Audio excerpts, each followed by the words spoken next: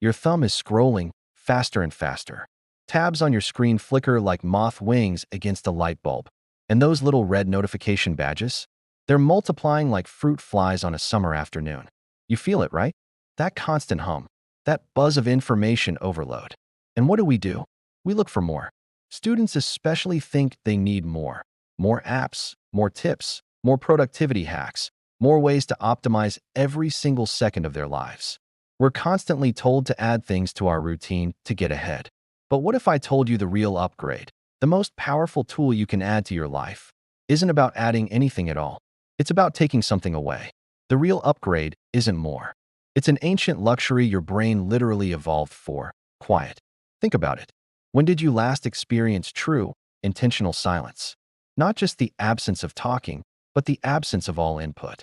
No music, no podcasts, no background TV. It's rare, isn't it? Our world is a constant barrage of noise, both audible and digital.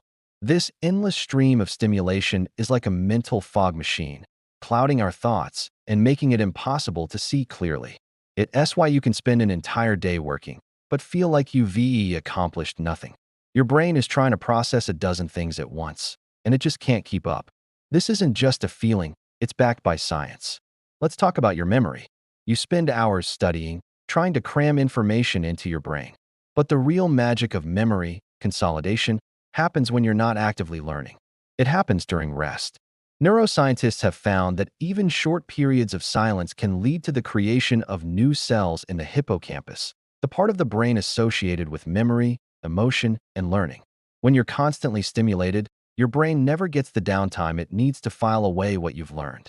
The information stays in a short-term holding pattern, ready to be pushed out by the next notification or the next video you scroll to. Silence is like hitting the save button for your brain. It allows your mind to process experiences, connect new information with old, and strengthen the neural pathways that form long-term memories. Let's break down what's happening during this overstimulation. Every notification, every new tab, every bit of background noise is a small demand on your cognitive resources. Individually, they're tiny, but together, they create what psychologists call a high cognitive load. Your brain's working memory is like a small desk. You can only keep a few items on it at a time. When it's cluttered with constant interruptions, there's no room left for deep thinking, problem solving, or creativity. That's the mental fog. You feel scattered, unfocused, and mentally exhausted, even if you haven't done much physical work. It's like trying to have a deep conversation in the middle of a loud rock concert. You can't hear yourself think, let alone formulate a complex idea. The constant noise forces your brain into a reactive state, always responding to the next shiny object, rather than being in a proactive, focused state where real learning and work happen. So what's the solution? It's simpler than you think. It's not a new app or a complicated system. It's an experiment. I want you to try something right now, or as soon as you can. Find a place where you won't be disturbed. Put your phone on silent and out of reach. Close your laptop. Set a timer for just 1 minute, 60 seconds, and just be quiet. Don't try to meditate or empty your mind. Just sit or stand and notice the silence. What does it feel like? At first, it might feel weird, even uncomfortable. Your brain might scream for a distraction, but stick with it. What happens after that minute? For many, it feels like stepping out of a stuffy, crowded room into the fresh, open air.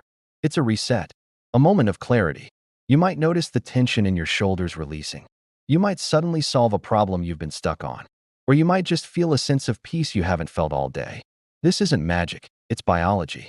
You giving your nervous system a break from the constant fight or flight mode that digital noise puts it in. You're allowing your prefrontal cortex, the part of your brain responsible for executive functions, to come back online. That 1 minute of intentional quiet can be more restorative than 30 minutes of aimless scrolling. It's a tiny act of rebellion against the cult of more. Imagine integrating this into your daily life. A few minutes of quiet before you start studying. A 5-minute silent walk between classes without headphones. Turning off the radio during your commute.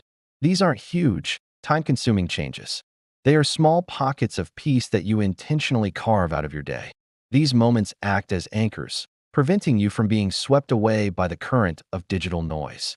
They create space for your own thoughts to surface, for creativity to bubble up, and for you to actually connect with yourself. It's in these quiet moments that you can ask yourself, what do I actually need to do right now? Instead of just reacting to what the world is throwing at you. We've been led to believe that productivity is about speed and volume.